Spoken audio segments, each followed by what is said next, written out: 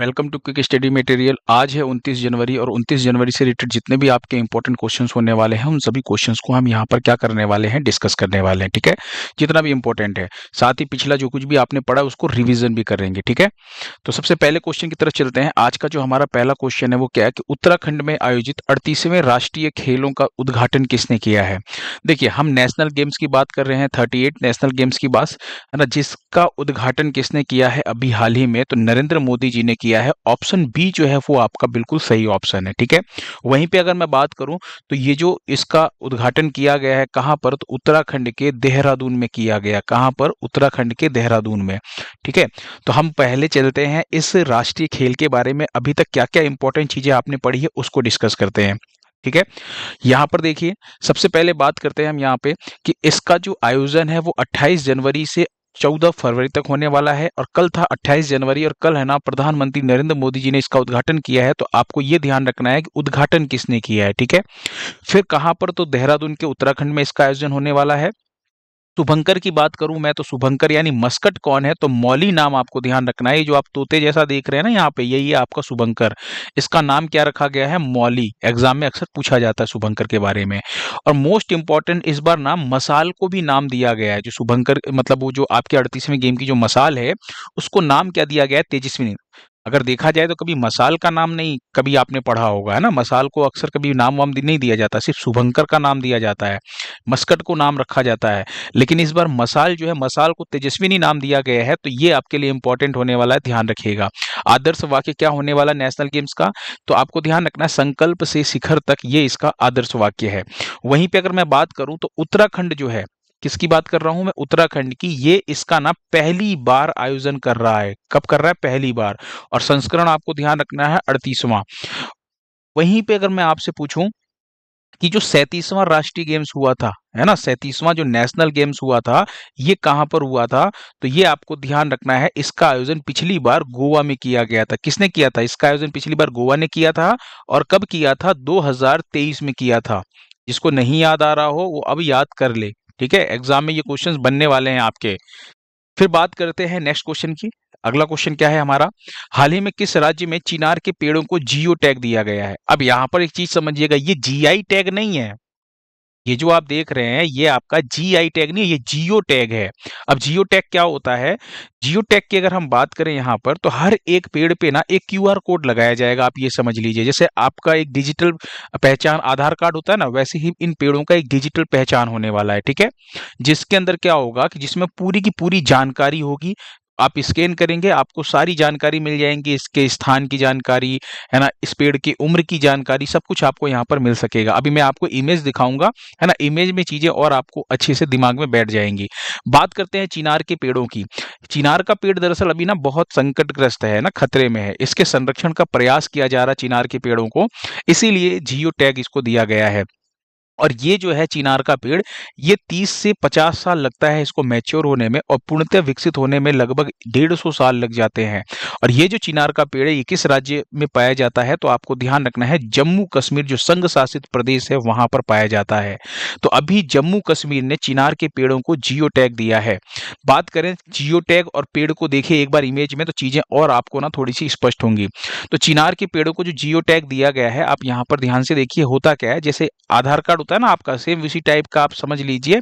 एक डिजिटल पहचान है ये पेड़ का। ये पेड़ जो देख रहे हैं आप, बहुत बड़े बड़े पेड़ आप देख रहे हैं, चिनार के पेड़ हैं। कहाँ पर? जम्मू कश्मीर में मिलते हैं। और जितने भी चिनार के वृक्ष हैं इनको आधार कार्ड की तरह एक अद्वितीय जियो टैग नंबर दिया गया है, जिससे संरक्षण के उद्देश्यों के लिए उसके स्थान, आयु और स्वास्थ्य पर नजर रखी जा सकेगी, है ना। तो आपको ध्यान से देखना है कि जो चिनार का वृक्ष है, कहां पर? जम्मू कश्मीर के अंदर चिनार के पेड़ों को जियो टैग दिया गया। जियो टैग समझ में आया? चलिए नेक्स्ट क्वेश्चन देखिए। अगला क्वेश्चन क्या है हमारा? पंजाब केसरी के रूप में प्रसिद्ध लाला लाजपत राय की 160वीं जयंती कब मनाई गई है? आप यहाँ पर देख रहे हैं लाला लाजपत राय जी को। लाला लाजपत राय की अगर हम बात करें तो ये पंजाब केसरी के रूप में प्रसिद्ध थे। और अगर हम बात करें तो इनकी जो 160वीं जयंती मनाई गई है वो कब मनाई गई है? 28 जनवरी 2025 को मनाया गया है इनका 160वां जयंती। इंपॉर्टेंट है ये क्वेश्चन, ध्यान रखिएगा। अगर हम लाला लाजपत राय की बात करें तो इनका जन्म कब होता है? 28 जनवरी को 1865 में इनका जन्म होता है। और अब इन को कितने साल हो गए हैं? 160 साल हो गए इनके जन्म को, यानी जयंती की बात कर रहे हैं। लाला लाजपत राय की अगर हम बात करें ना, तो यहाँ पे कुछ इंपॉर्टेंट चीजें मैं आपको याद दिलाता हूँ। लाला लाजपत राय जो है ये साइमन कमीशन के खिलाफ ना विरोध के समय, याद आ रहा आप लोगों को, 1928 की बात कर रहा हूँ, उस समय ना लाठी चार्ज के दौरान सिर पर गंभीर चोट लग गई थी, जिसकी वजह से इनका निधन हो गया था। तो लाठी चार्ज की वजह से निधन हुआ था। और क्यों हुआ था? क्योंकि ये साइमन कमीशन का विरोध कर रहे थे। ये आपको ध्यान रखना है, एक इंपॉर्टेंट चीज। नेक्स्ट क्वेश्चन देखिए। साथ ही साथ आपको 28 जनवरी से एक और दिवस याद रखना जो कि बहुत इंपॉर्टेंट है, और वो है आपका डेटा संरक्षण दिवस। क्या है? डेटा संरक्षण दिवस। यानी अगर हम बात करें डेटा प्राइवेसी डे, तो ये कब मनाया जाता है? 28 जनवरी को मनाया जाता है, हर साल मनाया जाता है। डेटा की गोपनीयता और संरक्षण के प्रति लोगों को जागरूक करने के लिए। आप सभी लोगों को पता है ना कि आजकल जितना भी सब कुछ है वो आपका ना डिजिटल के रूप में आपका सारा का सारा डेटा है, और उसको ना संरक्षण करना, उसकी गोपनीयता को बनाए रखना एक अपने आप में ना बहुत बड़ा एक, ये समझिए कि एक ना टास्क है। चाहे आप फेसबुक यूज कर रहे हैं, इंस्टाग्राम यूज कर रहे हैं, कुछ भी कर रहे हैं, कोई भी काम कर रहे हैं, आप कोई भी ऑनलाइन दस्तावेज अपना रख रहे हैं, तो वो सब कुछ क्या है? संरक्षण के लिए आपको ध्यान रखना है। एक बहुत ही महत्वपूर्ण टास्क है, बहुत ही हार्ड है उसको संरक्षित करना, क्योंकि आजकल हैकिंग हो रही है, बहुत सी चीजें हो रही है। तो इन्हीं सब चीजों के संरक्षण के प्रति लोगों को जागरूक बनाए बनाए रखने के लिए डेटा संरक्षण दिवस की जो है ना, ये जो दिवस है ये मनाया जा रहा है। 28 जनवरी को हर साल मनाया जाता है। नेक्स्ट क्वेश्चन देखिए। हाल ही में सॉफ्टवेयर कंपनी जोहो का सीईओ किसे बनाया गया है? एक सॉफ्टवेयर कंपनी है जिसका नाम है जोहो, ठीक है। अभी इसके जो सीईओ बनाए गए हैं वो कौन बनाए गए हैं? वो बनाए गए शैलेश कुमार दवे। कौन है? शैलेश कुमार दवे जो है वो बनाए गए हैं। इन्होंने जगह किसकी ली है? एक नाम बहुत इंपॉर्टेंट है, श्रीधर वेम्बू का नाम। किसका नाम? श्रीधर वेम्बू का नाम आपको ध्यान रखना है। श्रीधर वेम्बू की बात करूं अगर, तो ये जोहो के फाउंडर है, ठीक है। ये जोहो के फाउंडर, और ये अभी तक सीईओ के पद पे थे। इन्होंने सीईओ का पद छोड़ दिया है क्योंकि ये चाहते हैं चीफ साइंटिस्ट के पद पर काम करना, ठीक है। तो ये चीफ साइंटिस्ट के पद पर काम करेंगे, इसलिए इन्होंने ये सीईओ का पद छोड़ दिया है। और अब आपको ध्यान रखना है, ये जो पद मिला है ये शैलेश कुमार जी को मिला है। तो श्रीधर वेम्बू का नाम बहुत इंपॉर्टेंट है क्योंकि ये जोहो के फाउंडर हैं और सीईओ थे, और अभी इन्होंने चीफ साइंटिस्ट के तौर पर काम करने के लिए इस पद को छोड़ा है। श्रीधर वेम्बू बहुत ही, मतलब आप ये समझिए, एक ऐसे सीईओ थे जो साइकिल से चला करते थे, इसलिए ये बहुत ही पॉपुलर थे। श्रीधर वेम्बू का नाम जरूर याद रखिएगा, कंपनी जोहो का नाम ध्यान रखिएगा। नेक्स्ट क्वेश्चन देखिए। 2 दिवसीय अफ्रीका ऊर्जा शिखर सम्मेलन कहाँ पर आयोजित किया गया है? अगर हम बात करें 2 दिवसीय, यानी 27 और 28 जनवरी को 2 दिवसीय चलने वाला अफ्रीका ऊर्जा शिखर सम्मेलन जो है ये जो आयोजित हुआ है, ये आपके तंजानिया में आयोजित हुआ है। ऑप्शन डी जो है वो आपका बिल्कुल सही ऑप्शन है, ठीक है। अफ्रीका एनर्जी समिट की बात करें तंजानिया में हुआ। तंजानिया को देखिए एक बार मैप में, बहुत इंपॉर्टेंट कंट्री है, कई बार एग्जाम में क्वेश्चंस बनते हैं। अफ्रीका महाद्वीप आप देख रहे हैं, यहाँ पे ये जो ब्राउन कलर का देख रहे हैं ये है आपका क्या? तंजानिया देश। तंजानिया देश के जस्ट ऊपर अगर आप देखेंगे तो यहाँ पे आपको लेक विक्टोरिया दिख रही होगी, और इस विक्टोरिया झील से क्वेश्चन क्या बनता है कि कौन सी झील है ना, मतलब जिसे विषुवत रेखा 2 बार काटती है, मतलब विषुवत रेखा 2 बार नहीं, मध्य से निकलती है, काटती नहीं है, मध्य से निकलती है। तो आपको ध्यान रखना है कि आप यहाँ पे ना ये क्या देख रहे हैं? ये लेक विक्टोरिया देख रहे हैं। यहाँ पे देखिए बड़ा वाला इमेज देखिए, जिसके अंदर सिर्फ तंजानिया कंट्री की हमने बात की है। तंजानिया जो देश है इसके अंदर से कौन सी रेखा निकल रही है? मतलब तंजानिया नहीं, विक्टोरिया झील के अंदर से कौन सी रेखा निकल रही है? तो आपको ध्यान रखना है ये आपकी भूमध्य रेखा निकल रही है, इक्वेटर या 0 डिग्री या विषुवत रेखी कहते हैं आप इसे, ठीक है। अगर हम बात करें तो इसकी राजधानी क्या है? डोडोमा इसकी राजधानी है तंजानिया की। तंजानिया सिलिंग जो है वो यहाँ की करेंसी है। राष्ट्रपति की बात करूँ तो सामिया सुलू हसन जो है यहाँ के राष्ट्रपति, और कासिम मजालीवा जो है वो यहाँ के प्रधानमंत्री।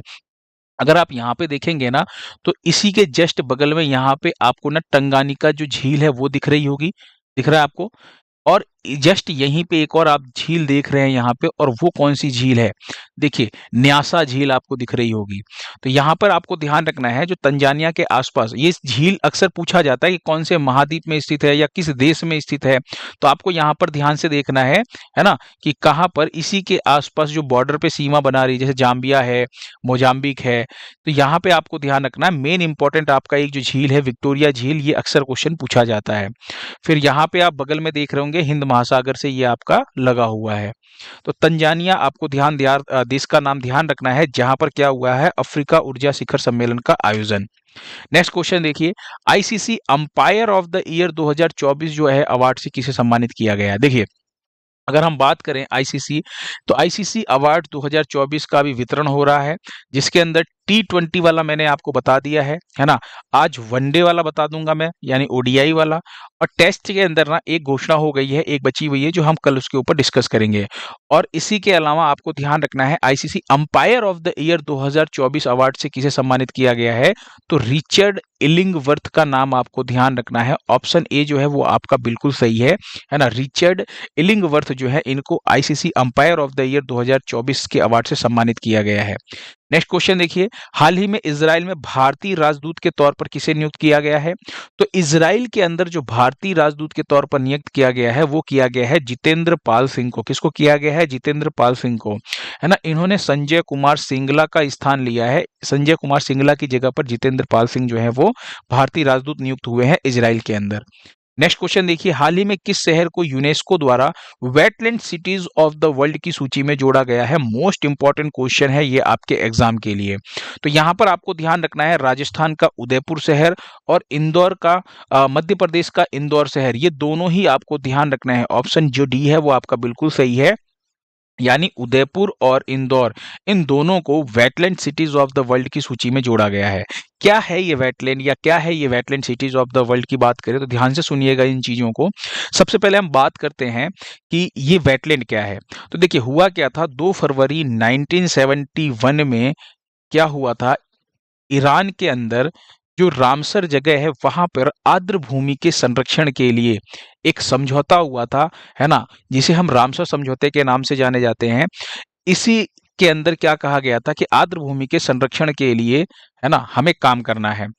और ये कब हुआ था, 2 फरवरी 1971। इसीलिए 2 फरवरी को क्या मनाया जाता है, आर्द्र भूमि दिवस मनाया जाता है। विश्व आर्द्र भूमि दिवस कब मनाया जाता है, तो आपको ध्यान रखना है 2 फरवरी को मनाया जाता है। और ये जो क्वेश्चन है बहुत इंपॉर्टेंट है, बार बार ये क्वेश्चन पूछा गया है एग्जाम में। यहीं पे हम बात करते हैं कि टोटल कितने आर्द्र भूमि है। तो टोटल जो आर्द्र भूमि है अभी वर्तमान में 85 है ना, टोटल रामसर स्थल, या फिर आप रामसर साइट्स के नाम से भी जानते हैं। और जिसमें सर्वाधिक यानी मैक्सिमम बात करें तो तमिलनाडु के अंदर मैक्सिमम, है ना, आर्द्र भूमि है।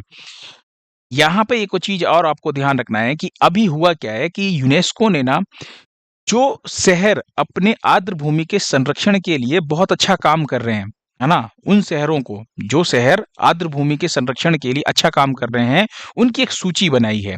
और उन्हें ना वेटलैंड सिटीज के नाम से जाना जाता है। तो wetland cities of the world की जो सूची है ये बनाई गई है यूनेस्को के द्वारा। और अभी हाल ही में भारत के 2 शहरों को जोड़ा गया है, उदयपुर और इंदौर को। दोनों ही शहरों ने अपने आर्द्र भूमि के संरक्षण के लिए बहुत ही अच्छा काम किया है। अभी टोटल 31, कितने, 31 नए शहरों को इसके अंदर जोड़ा गया है। 31 नए शहरों को क्या किया गया है, इसके अंदर जोड़ा गया है wetland cities of the world के अंदर। और यहाँ पर आपको ध्यान रखना है, हमारे भारत के कितने हैं, भारत के 2 शहर इसके अंदर भी शामिल हुए हैं। लेकिन अगर मैं बात करूं इस सूची के अंदर कुल कितने अगर पूछा जाए आपके शहर शामिल हैं, तो कुल अभी तक 74 शहर जो है वेटलैंड सिटीज, जिसे हम क्या बोलते हैं, वेटलैंड सिटीज, आपको ध्यान रखना है। कुल 74 वेटलैंड सिटीज इसके अंदर शामिल है। जिसके अंदर बात करें सर्वाधिक यानी मैक्सिमम जो है वो कहाँ के हैं, तो वो चीन के हैं। चीन के अकेले 34 वेटलैंड सिटीज जो है इसके अंदर शामिल है। तो यूनेस्को द्वारा भारत के 2 वेटलैंड सिटीज उदयपुर और इंदौर, आपको दोनों का नाम ध्यान रखना है, वो इसके अंदर शामिल हुए हैं। अभी 31 नए शहरों को जो जोड़ा गया है, इसमें 2 भारतीय शहरों को जोड़ा गया था। कुल 74 वेटलैंड सिटीज है। तो wetland cities of the world आपको ध्यान रखना है। उन शहरों की बात कर रहे हैं जो अपने आर्द्र भूमि के संरक्षण के लिए बहुत अच्छा काम कर रहे हैं। नेक्स्ट क्वेश्चन देखिए, आईसीसी विमेंस ओडीआई यानी कि बात कर रहे हैं one day cricketer of the year किसे चुना गया। यहाँ पे हम किसकी बात कर रहे हैं, विमेंस यानी महिला श्रेणी की बात कर रहे हैं। तो यहाँ पे आपको नाम ध्यान रखना है, स्मृति मंधाना। ऑप्शन ए आपका बिल्कुल सही है। देखिए, जो लोग भी इंडियन हैं, है ना, हम बात कर रहे हैं इंडियन यानी जो भारतीय खिलाड़ी हैं जिनको क्रिकेटर ऑफ द ईयर का अवार्ड मिल रहा है वो इंपॉर्टेंट है, उनको तो आप जरूर याद करिएगा, ठीक है। तो यहाँ पे महिला कैटेगरी के अंदर स्मृति मंधाना को नाम ध्यान रखना है। इसका मतलब क्या है कि सर्वश्रेष्ठ महिला वनडे क्रिकेटर कौन बनी है ना। तो महिला वनडे क्रिकेटर जो सर्वश्रेष्ठ बनी है वो बनी है आपकी स्मृति मंधाना। नेक्स्ट देखिए, यहीं पे अगर हम पुरुष की बात करें तो आईसीसी मेंस यानी पुरुष कैटेगरी की बात करें, इसके अंदर ODI cricketer of the year की बात करें तो अजमतुल्लाह उमरजई का नाम आपको ध्यान रखना है। ये अजमतुल्लाह उमरजई हैं और ये कहाँ के, ये आपको ध्यान रखना है अफगानिस्तान के, है ना, ऑलराउंडर प्लेयर हैं। अफगानिस्तान के क्या हैं, ऑलराउंडर प्लेयर थे, यानी ऑलराउंडर का मतलब जो बैटिंग भी करते हैं और बॉलिंग भी करते हैं, इनको चुना गया है cricketer of the year one day का। नेक्स्ट क्वेश्चन देखिए, हाल ही में अंतरराष्ट्रीय स्वच्छ ऊर्जा दिवस कब मनाया गया है। तो अंतरराष्ट्रीय स्वच्छ ऊर्जा दिवस की बात करें, international day of clean energy, तो ये जो मनाया गया है ये 26 जनवरी को मनाया गया है। कब, ऑप्शन ए आपका बिल्कुल सही है, 26 जनवरी को मनाया गया है। थीम जरूर ध्यान रखिएगा, जलवायु परिवर्तन, वैश्विक ऊर्जा परिवर्तन की आवश्यकता इस बार की थीम है ना। Climate change, the need for a global energy transition, ये है ना आपकी थीम है इस बार की 2025 की, जो आपको ध्यान रखनी है। नेक्स्ट क्वेश्चन देखिए, अभी आईडीबीआई बैंक के एमडी और सीईओ कौन बने हैं। देखिए, बात करें आईडीबीआई बैंक के एमडी और सीईओ की, तो पहले भी राकेश शर्मा ही थे और अभी भी राकेश शर्मा ही हैं। बस हुआ क्या है कि इनको ना फिर से नियुक्त किया गया है, पुनः इनका जो कार्यकाल है वो बढ़ा दिया गया है ना, फिर से पुनः इन्हीं को नियुक्त किया गया है। आप इमेज में देख रहे हैं राकेश शर्मा को, है ना। आईडीबीआई की फुल फॉर्म क्या होती है, industrial development bank of India. क्या होती है, industrial development bank of India जो है इसकी फुल फॉर्म है। इसकी स्थापना 1 जुलाई 1964 में इसकी स्थापना होती है, 1 जुलाई 1964। और इसका जो हेडक्वार्टर है, जो इसका मुख्यालय है, वो आपको ध्यान रखना है कहाँ पर है, तो मुंबई में इसका हेडक्वार्टर है, ठीक है। लास्ट टाइम पे मैंने आपसे क्वेश्चन पूछा था, क्वेश्चन क्या था कि ऑस्ट्रेलियाई ओपन 2025 के पुरुष एकल का खिताब जो है वो किसने जीता है। तो हम बात कर रहे हैं पुरुष एकल का खिताब, तो पुरुष एकल का जो खिताब है वो जीता है जैनिक सिन्नर ने, है ना। बिल्कुल सही आंसर था, सभी बच्चों ने आंसर दिए थे। वहीं पे अगर मैं बात करूं महिला कैटेगरी में महिला एकल का खिताब किसने जीता है, तो मेडिसिन कीच का नाम आपको ध्यान रखना है ना। एक क्वेश्चन पूछा था मैंने आपसे कि इसरो के 11वें नंबर के अध्यक्ष कौन थे। तो इसरो के 11वें नंबर के अध्यक्ष जो थे वो वी नारायणन, कौन, वी नारायणन, ये नाम आपको ध्यान रखना है, क्योंकि अब आगे आने वाले टाइम में जितनी बार भी क्वेश्चंस आपके एग्जाम्स में बनने वाले हैं इसरो से, उसके लिए ये इंपॉर्टेंट क्वेश्चन रहने वाला है, ठीक है। अच्छा, कल जो था यूसीसी के बारे में मैंने आपको बताया था, तो जिसके अंदर क्या था, हिंदी में तो सब कुछ सही था, लेकिन इंग्लिश के अंदर ना प्रोनाउंसिएशन में जैसे 2-3 बार मैंने आपको बोला यूनिफॉर्म सिविल कोड, तो उसमें एक बार मैंने ना यूनिफॉर्म की जगह पे यूनियन वर्ड यूज कर लिया है ना। तो उसे आप लोग इग्नोर कीजिएगा, ठीक है, क्योंकि मैंने उसके अंदर 2 बार यूनिफॉर्म सिविल कोड बोला है। हो सकता है कि वो प्रोनाउंसिएशन या फिर होता है ना कि टंग जो है वो स्लिप करती है, तो आपको ध्यान रखना है यूनियन नहीं यूनिफॉर्म है। क्योंकि मैंने कमेंट बॉक्स में ना बच्चों का कमेंट पढ़ा था, जिसमें से एक बच्ची थी और एक और बच्चा था जिसने, है ना, ये कमेंट किया था कि सर वो यूनियन आपके मुंह से निकल गया है। हाँ बिल्कुल, उसके लिए I am really sorry, union नहीं आपका यूनिफॉर्म सिविल कोड है। हिंदी में आपका बिल्कुल सही था, इंग्लिश में प्रोनाउंसिएशन में वो टंग स्लिप होने की वजह से, उसके लिए मैं आपसे माफी चाहता हूँ। आपको ध्यान रखना है कि यूनियन नहीं यूनिफॉर्म सिविल कोड है, ठीक है। चलिए, हो जाता है कभी कभी, ह्यूमन एरर है ये। और आज आपके लिए छोटा सा और क्वेश्चन है ना, इसके अंदर वो क्या है, भारतीय नौसेना के किस जहाज ने हाल ही में मॉरिशस में 25,000 समुद्री मील क्षेत्र का हाइड्रोग्राफिक सर्वेक्षण पूरा किया है। आपको बताना है कि उस जहाज का नाम, जिस जहाज ने इस हाइड्रोग्राफिक सर्वेक्षण को पूरा किया, उस जहाज का नाम आपको बताना है कमेंट बॉक्स में, ठीक है। और हाँ, मैंने लाइक का टारगेट रखा है। मैं चाहता हूं कि अगर आप लोगों को वीडियोस पसंद आते हैं ना, तो आप लोग बिल्कुल इस मेरे वीडियो को ना 100 लाइक के आसपास जरूर पहुंचाएं कम से कम। इससे क्या होगा, मुझे थोड़ा और मोटिवेशन मिलेगा, मैं और अच्छे से मोटिवेट होकर काम कर पाऊंगा, ठीक है। और पीडीएफ जो है आपको एज इट इज पीडीएफ आपको टेलीग्राम चैनल पे अभी क्लास खत्म होने के तुरंत बाद वहां पर मैं अपलोड कर दूंगा, आप वहां से इसको डाउनलोड करके आप पढ़ सकते हैं रिविजन करने के लिए, ठीक है। चलिए, थैंक यू सो मच, फिर मिलते हैं नेक्स्ट लेक्चर में कल।